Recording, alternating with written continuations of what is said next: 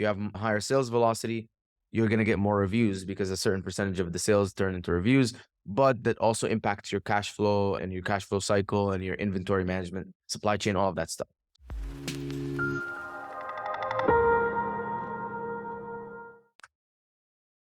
Ladles and jelly spoons, boys and girls. Welcome back to the 10K Collective podcast for 6, 7, and even 8-figure Amazon sellers. Today, we are starting 2023 off with getting back to the basics.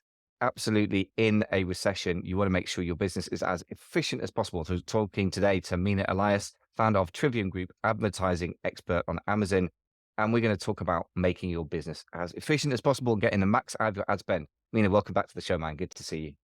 Good to see you too. I'm excited to be back. I know we did a couple episodes together before, and I'm excited to come back and share a lot of good knowledge. This topic, I think, is very relevant, like you said, because as we go into a quote unquote recession, who knows if we are or not, but technically we are. It's very important to also keep an eye out on your click-through rate and conversion rate because running ads is only half of the equation. And then there's like the whole other half of like people actually wanting to click on you and people wanting to convert. And so I want to cover just everything that I do internally on how we improve click-through rate and conversion rate and how we track it. Great. So first question, just to make sure we're really getting people's attention. Why does this matter? If I just spend more money on ads, then I'm probably going to get more sales. So why do I need to worry about all these other metrics in between? Yeah. So think of it as a funnel, right? And the funnel, the top is you launch these ads and you're getting impressions. Impressions is basically the people that see you when you're like a search result loads up. So you have a product that's on Amazon, someone types in a keyword, you show up, they see you, they don't see you, that's an impression. You load on the page. And then a certain number of those impressions turn into a click. So someone clicks on you. That is your click-through rate. Now, obviously, the higher your click-through rate, the larger the amount of clicks that you get, which means more people are coming into the listing. With all things being the same, if more people come into the listing, more people will convert. And then similarly, out of those people coming into the listing, if you have 100 and your conversion rate is 10%, 10 people out of the 100 people convert. But if you can increase your conversion rate by doing different things to take that 10, make it a 20% for the same exact money that you're spending on Amazon for advertising, the same 100 people, 20 of them are now converting. So you could potentially go from an ACOS of 70% to 35% just by doubling your conversion rate. Obviously, doubling conversion is not that easy, but there are a lot of metrics like involved in the middle, from launch an ad, drive traffic, all the way to the bottom of get that dollar. And I think one of the weird things I see on Amazon with otherwise intelligent, highly intelligent business owners is that Amazon creates a sort of profit blindness for most of us. So we get obsessed with revenue. We share it with our friends, and that's all very well. And if you want to feel good about yourself, that's great. But if you want to feel really good about yourself at the end of your year, when you've done your taxes, you've got to get profit. And I think that conversion rate thing, particularly because you paid for the click, right? If the impressions are low or your click-through rate's low, that's disappointing and that won't help you rank your product, right? But if your clicks are not converting, then you're throwing money out the door. And I just want to bang people over the head with that. So let's, I think we've done that enough so people didn't take us seriously. So let's next thing. So how do we improve the click-through rate? First of all, how do we get these people actually going from seeing our ad to actually clicking through to the actual list? Perfect. The first thing I want to touch on is know that your traffic also will affect click-through rate. So whenever you're trying to improve your click-through rate, you want to keep things fairly even in terms of the advertising side. What I mean by that is you don't want to launch 20 new campaigns that you don't know what the click-through rate is, because some of them might be good, some of them might be bad, while testing improving your main image, because that will give you mixed signals. Partly you could have a worse conversion rate because of the new campaigns. Partly your image could be better or could be worse. You can't really tell.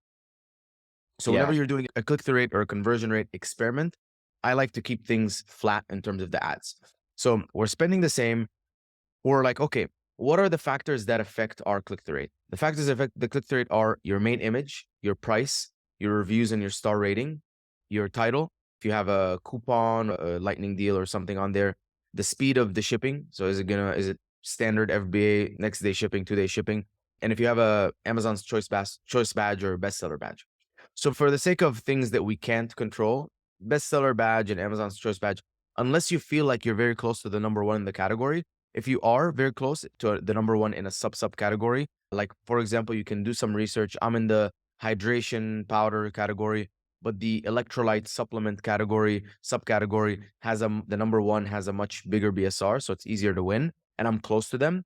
Yeah, that then it becomes a strategy, and I'm gonna go and like really spend a lot of money, not profitably, just to increase my revenue, because at that point, I know that once I get the bestseller badge, my sales will skyrocket, and then I can taper down my ads, or I probably don't even need to touch the ads, because alone my sales will go up and my ad spend will become profitable. And so Great. So that's the only yeah. let's just touch on that one. Sorry to interrupt you, but I just want to see how realistically, how important is a bestseller badge? You're implying that if you spend quite a bit of money, even not profitably to get it, but once you got it, it's really worthwhile. Does it translate into real profit shape? Yeah, yeah, like it will 2 times, 3 times, 4 times your revenue, Okay, like very interesting. overnight. Very Yeah, so it is it's one of those things, but it's also, I don't like to talk about it too much because it's very hard. If you're listening to this podcast and you're not already doing 150,000 or 200,000 with one product, and then the top one in the category is like doing 280, and you're like, okay, cool. I just need 80K more, and I am just gonna push the pace, and I have inventory ready on hand, and I'm ready to do this, because also a lot of the times we do get the bestseller badge and then our clients are like, yeah, like we ran out of inventory. I'm like, dude, why did we even waste our money? Not now you lose the profit. So that's, I just wanted to mention that because it's one of the factors that are affecting with the Amazon's Choice badge. I wouldn't lose sleep over it. Not really that important. You're going to have an Amazon's Choice badge for your brand name. So maybe just to have a bunch of people find you by your brand name and buy from you. And you can get the Amazon's Choice badge for your brand name easily. Then we look at, okay, what are the biggest levers we can pull? If you're FBA and if you're stocked well, that's taken care of. Now you have your main image, your title, your price, and your reviews. So reviews, you have a strategy. You're always getting more reviews. I use a software that does automates the request review button. Michael, I'm not sure if you use a software too. You can mention it, but there's a host of softwares, Ecom Engine, Sellerize, whatever. All they do is they're going to automate, like after someone gets your product by a few days, they're going to request a review from them. Amazon will send them an email. So that takes care of reviews. We also have other ways of getting reviews, but they're not within terms of service, so I don't need to mention them. Yeah, and we go into, okay, price and main image. Those are some very big ones. So you can do a coupon test. You can do a $5, $10, 5%, 10%, whatever, 25%. With percentage coupons or with coupons in general, I noticed that you will get half opting in for the coupon on average. So if you do a $50 coupon or a 50% coupon, that's about a 25% coupon, because only half the people will use it who click on it, who will click to use it. But I guess you have to clip it twice, and people don't realize that. And so there's a 50% drop off. That is one lever you can use to improve your click-through rate. So make sure that you have a tracking sheet or a tracking software. We use My Real Profit, and we have Trivium's own intellectual property in there of our tracking sheet. If you want it, reach out. But I also have an empty template like in Excel, and you just say, okay, I'm spending $100 a day consistently. Now I'm going to add a 5% coupon. What's my click-through rate going to change to? So it was 0.1. And then over a week on average, it was 0.1. Now it's 0.15 or 0.13. Okay, solid. Let's keep that 5% coupon and let's try something else. Sometimes the coupon gets fatigued, then you have to switch it with a different coupon or whatever. The other thing is also price changes. So you can go straight from like a $30 to a $25.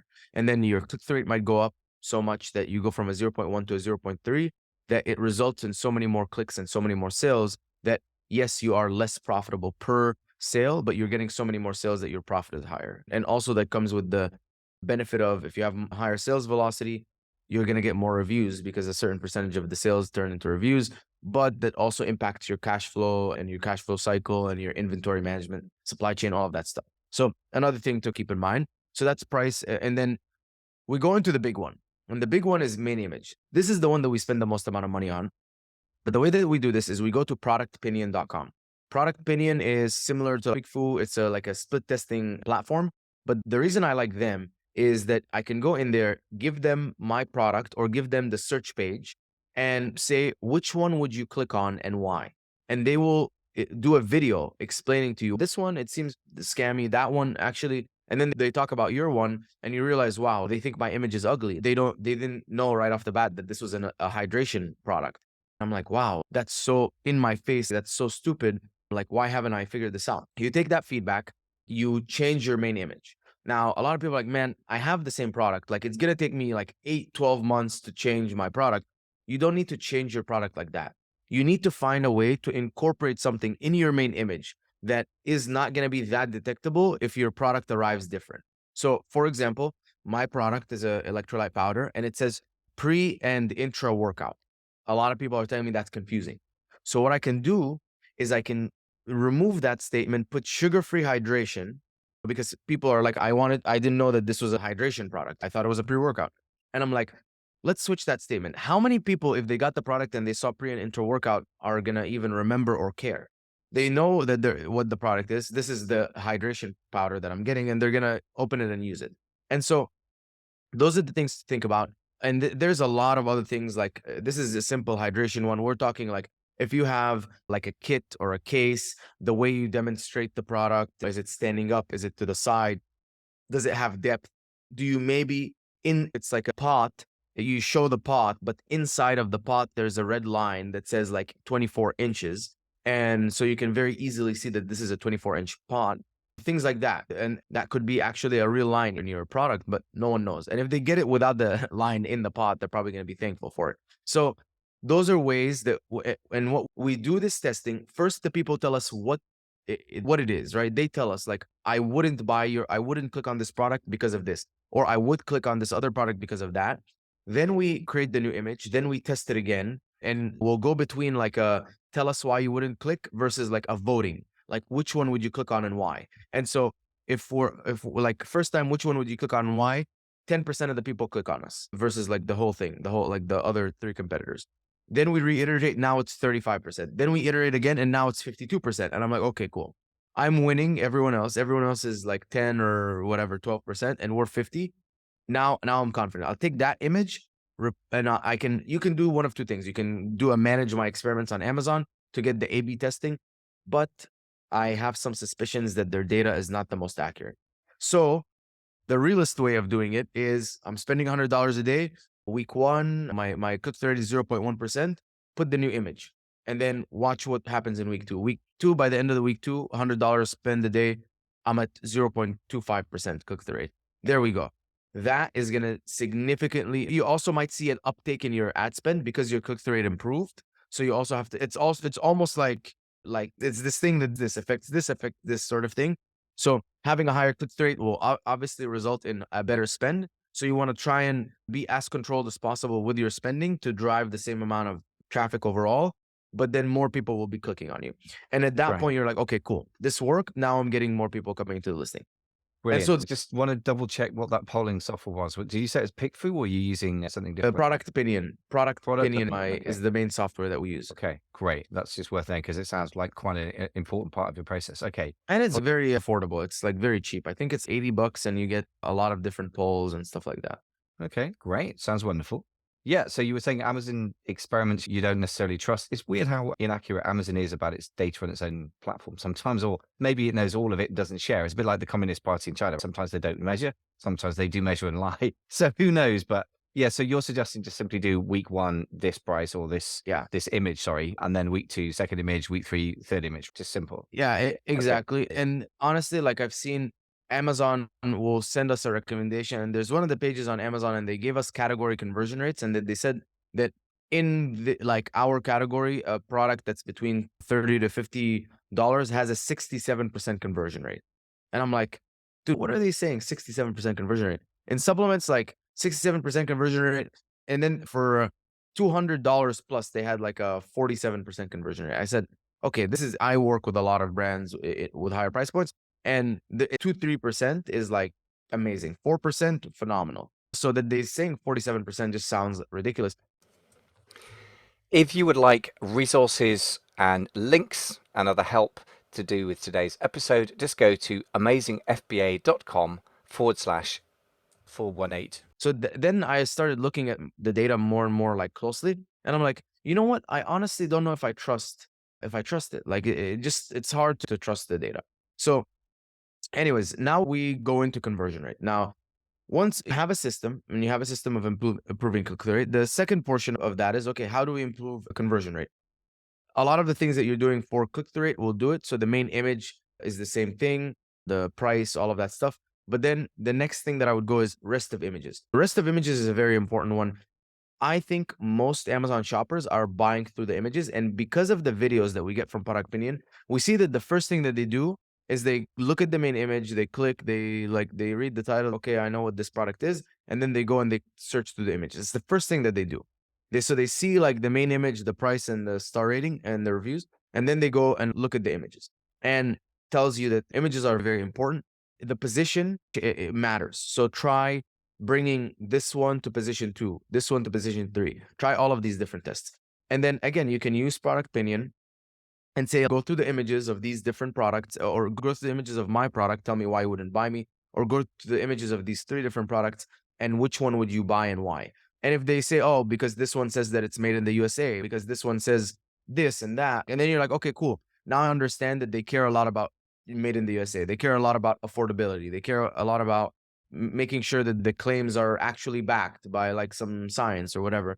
Whatever your product is, you have to obviously change it to, but I do my supplement all the time, so that's why I know.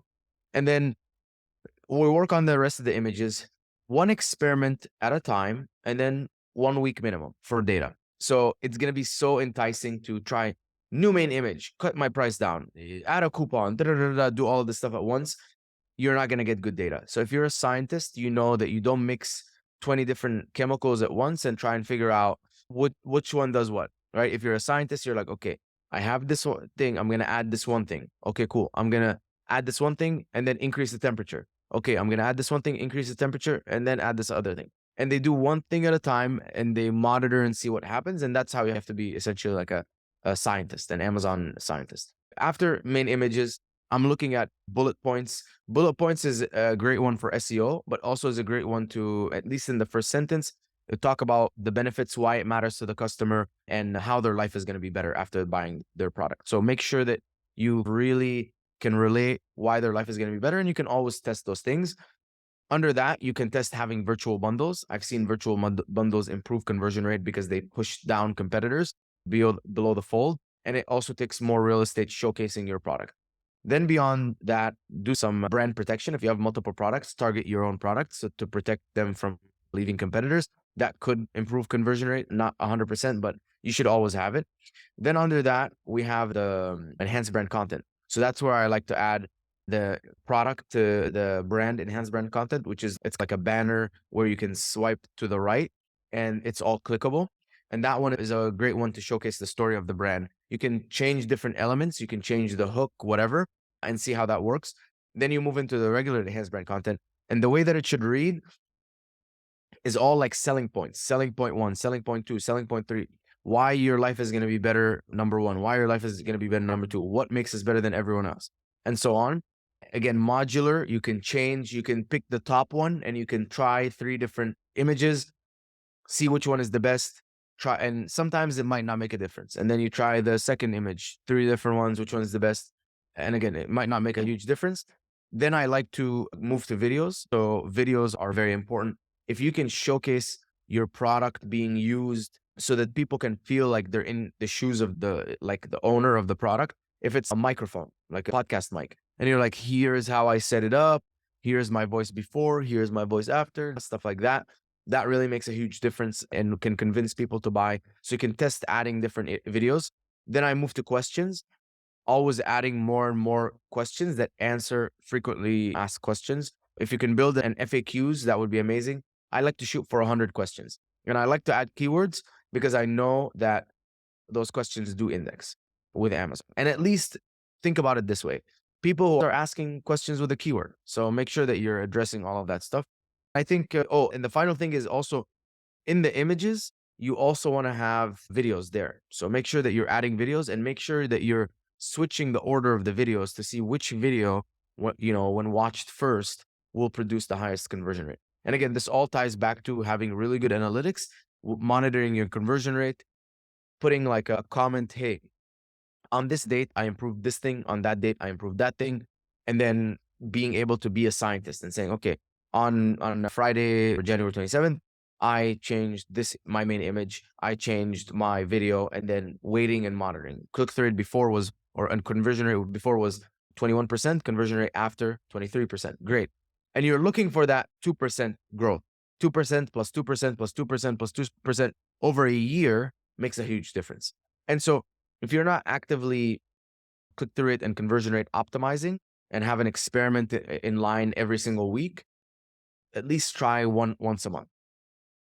Okay, so this is a fantastic checklist. So I just want to summarize for the listeners because there's a lot to take in. So conversion rate optimization. So you do what you do for click-through rate optimization, which is basically main image price reviews, right? Insofar as you can do that within terms of service. And if you want to go outside that, then yeah, we all Up to you. have our own, we all have our lines where we get at. So conversion rate optimization, images, obviously most important. And you're talking about the order of images. So that's really interesting that you don't have to create new assets necessarily. You shuffle the deck.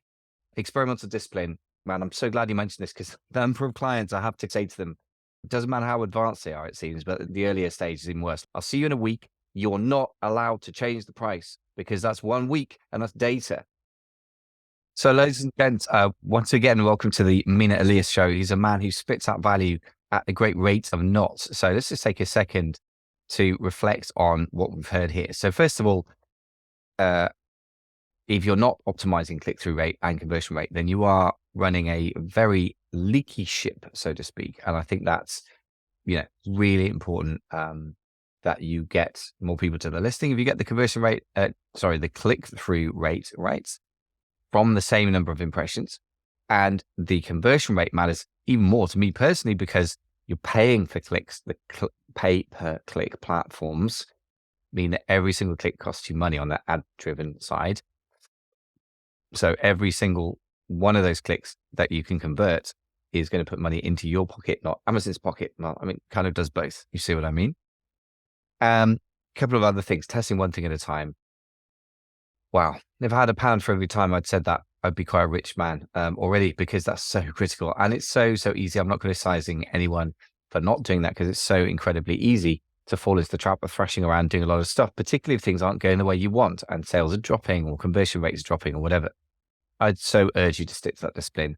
There's lots of other things that we've covered today, and I think I did a fair summary. So I would say the most important thing is to work through an orderly checklist in an orderly way and be systematic about it. This is statistics based ultimately, and you don't have to become a massive maths nerd, but you do need to be orderly and structured is my main takeaway. But also take action. Don't be afraid to experiment. If you don't experiment, you won't improve. And over time, as Mina said, 2% times 2% times 2%, can lead to massive increases in profit as well as sales, which is the thing we really want, right? So if you need to look at the checklist that we went through today, effectively today's blog post is going to be more or less a checklist. Go to 10kcollective.com and we'll give you the exact place to go as well in a second somewhere in this podcast. Don't forget to implement this stuff. It's one thing to listen to a podcast. I was reading a very good article by Financial Times guy yesterday about podcasts. He's a massive fan of podcasts, was a fairly early adopter, and he's saying the trouble is you can listen to it, it's quite soothing, but you don't actually, do that much or change that much on the back of it. Well, I would urge you to really implement this one if you have an existing Amazon business of any kind, to be honest, but especially anything where you get to control, and use ads. This is absolutely going to make you money, or at least save you losing money if you implement it. So I'd really, really, really encourage you to go and do something about this. Thanks so much for listening. As ever, if you've enjoyed the content of the show, don't forget to subscribe. Apple Podcasts, Spotify, Google, you name it, we are there. Thank you so much for listening to the 10K Collective podcast, part of the amazing FBA family podcast. Speak to you soon.